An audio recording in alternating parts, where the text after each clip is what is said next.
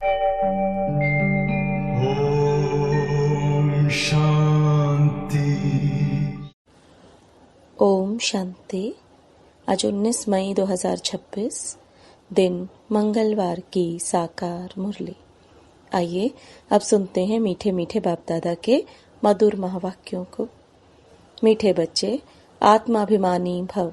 चलते फिरते उठते बैठते यही अभ्यास करते रहो तो तुम्हारी बहुत उन्नति होती रहेगी। प्रश्न, बाप की एक्यूरेट याद किन बच्चों की बुद्धि में रहेगी? उत्तर, जिन बच्चों ने बाप को एक्यूरेट जाना है। कई बच्चे कहते हैं कि बिंदु को भला कैसे याद करें? भक्ति में तो अखंड ज्योति समझ याद करते आए, अभी बिंदी कहकर मूंझ जाते हैं। इसलिए पहले पहले यह निश्चय हो कि बाप अखंड ज्योति नहीं, वह तो अति सूक्ष्म बिंदु है, तब याद एक्यूरेट रह सकती है।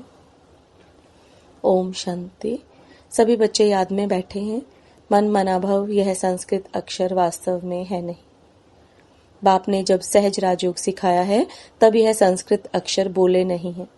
यह तो संस्कृत जानते ही नहीं है। बाप तो हिंदी में ही समझाते हैं। भले यह रथ हिंदी, सिंधी तथा इंग्लिश जानने वाला है, परंतु बाप समझाते हिंदी में है। जो जिस धर्म का है उनकी अपनी भाषा है। यहाँ हिंदी भाषा ही चलती है। यह भाषा समझना सहज है और यह स्कूल भी वंडरफुल है।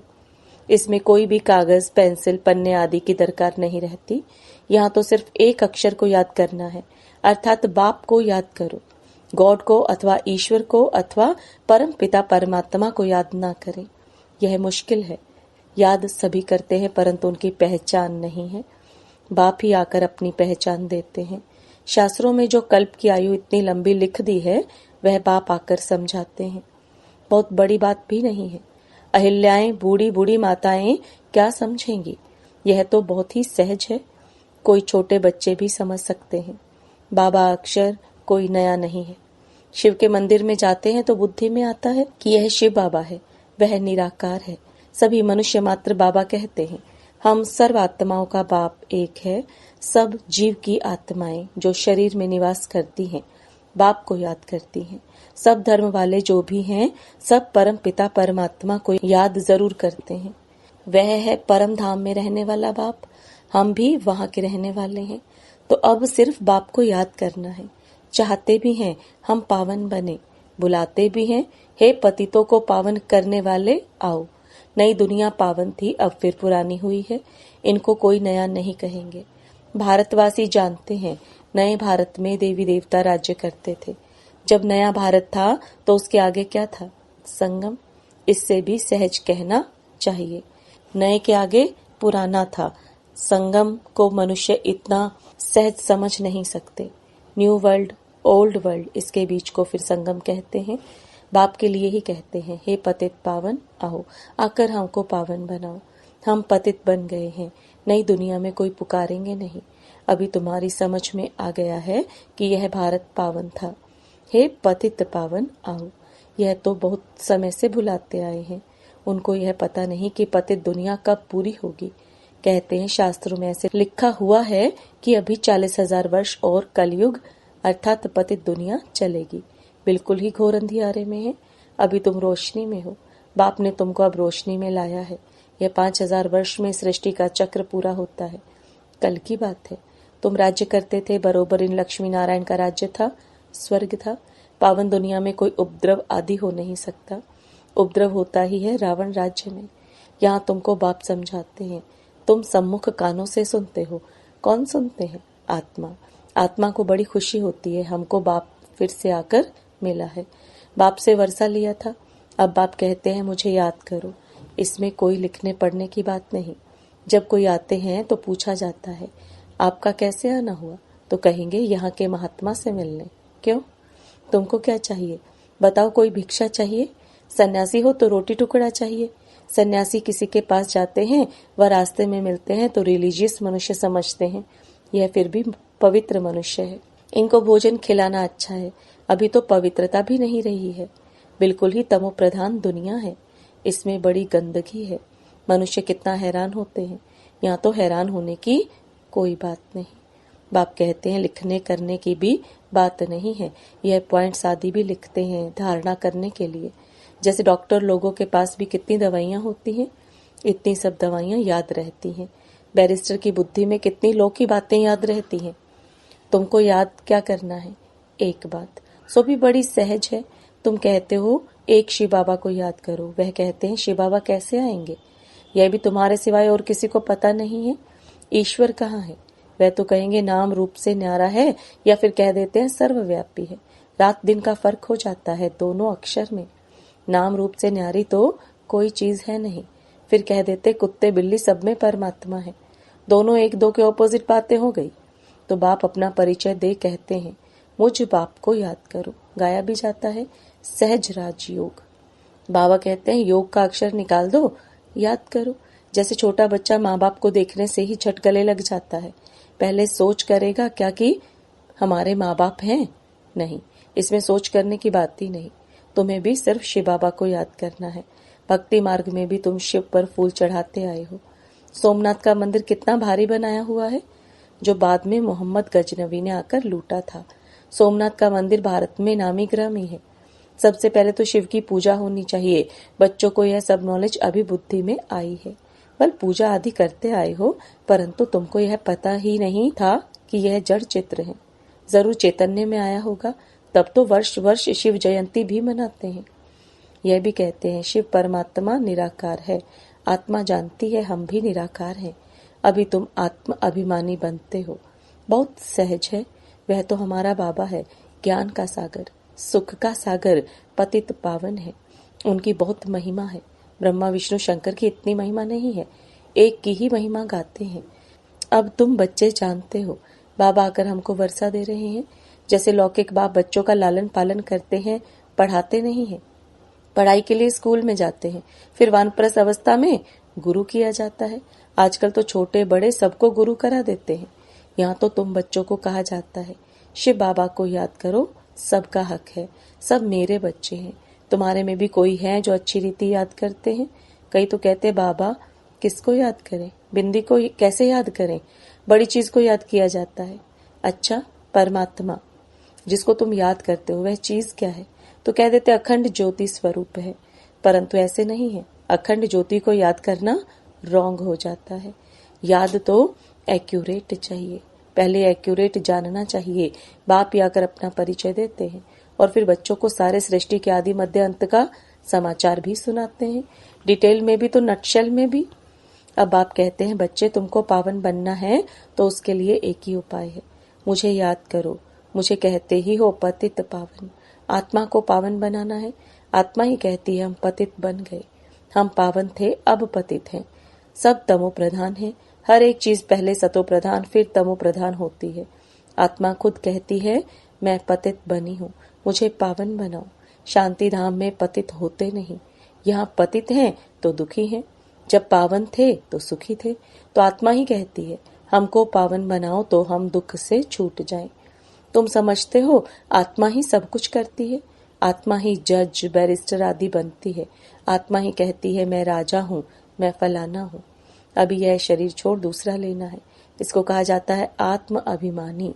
देह होते आत्म अभिमानी। रावण के राज्य में देह अभिमानी होते हैं। आत्म अभिमानी अभी ही बाप बनाते हैं। इस समय आत्मा पतित दुखी है तो पुकारती है हे बाबा आओ। यह भी तुम जानते हो ड्रामा प्लान अनुसार पतित से पावन, पावन से पतित बनते आए हैं। चक्र फिरता ही रहता है। अभी तुम्हारी बुद्धि में बैठा है हमारे 84 जन्म कैसे हुए हैं। अभी यह बात भूलो मत। स्वदर्शन चक्रधारी हो रहो। उठते बैठते चलते फिरते बुद्धि में हमको सारी नॉलेज है। तुम समझते हो बेहद के बाप से हम बेहद का वर्षा ले रहे हैं। बाप बच्चों को समझाते हैं कि तुमको एक बाप को ही याद करना है। बाप को याद करना, रोटी टुकड़ा खाना, बस। मीठे मीठे सिखिलदे बच्चों को बाप घड़ी घड़ी कहते हैं बच्चे पेट के लिए सिर्फ रोटी टुकड़ा खाना है। पेट कोई जास्ती खाता नहीं है, 1 पाव आटे का खाता है, दाल रोटी बस। 10 रुपए में भी मनुष्य पेट भरता है तो 10,000 में भी पेट पालते हैं। गरीब लोग खाते भी क्या है, फिर भी हट्टे कट्टे रहते हैं। भिन्न भिन्न चीजें मनुष्य खाते हैं तो और ही बीमार पड़ जाते हैं। डॉक्टर लोग भी कहते हैं एक प्रकार का खाना खाओ तो बीमार नहीं होंगे, तो बाप भी समझाते हैं रोटी टुकड़ा खाओ, जो मिले उसमें खुश रहो। दाल रोटी जैसी और कोई चीज होती नहीं, जास्ती लालच भी नहीं रहनी चाहिए। सन्यासी लोग क्या करते हैं, घर बार छोड़ जंगल में चले जाते हैं। तत्वों को परमात्मा समझ याद करते हैं, समझते हैं ब्रह्म में लीन हो जाएंगे, परंतु ऐसे तो है नहीं। आत्मा तो अमर है, लीन होने की बात नहीं है।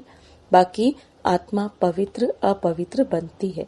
तुमको कितना अच्छा ज्ञान मिला है, तुम ही प्रारब्ध भोगते हो, फिर यह ज्ञान भूल जाता है, फिर सीढ़ी उतरनी होती है। अब तुम्हारी बुद्धि में सारा ज्ञान बैठा हुआ है। हम 84 जन्म कैसे भोगते हैं, यह पाठ कभी भी कोई का बंद नहीं होता है। यह बना बनाया ड्रामा है जो फिरता ही रहता है। यह कह नहीं सकते कि भगवान ने कब कैसे कहाँ बैठ बनाया, नहीं, यह तो चला ही आता है।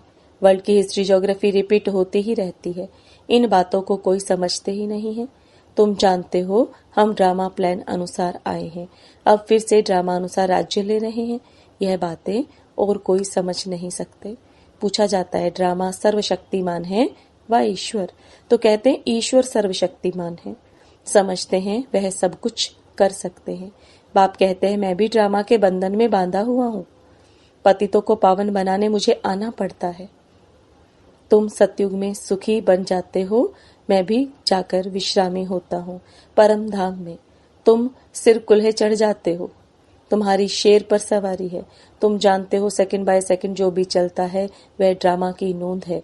तुम बच्चों को कितनी अच्छी नॉलेज है। अब सिर्फ बाप और वर्षे को याद करो, बस कागज पेंसिल आदि की कोई दरकार नहीं है। ब्रह्मा बाबा भी पढ़ते हैं, यह तो कुछ रखते ही नहीं है। सिर्फ बाप को याद करना है तो वर्षा मिलेगा।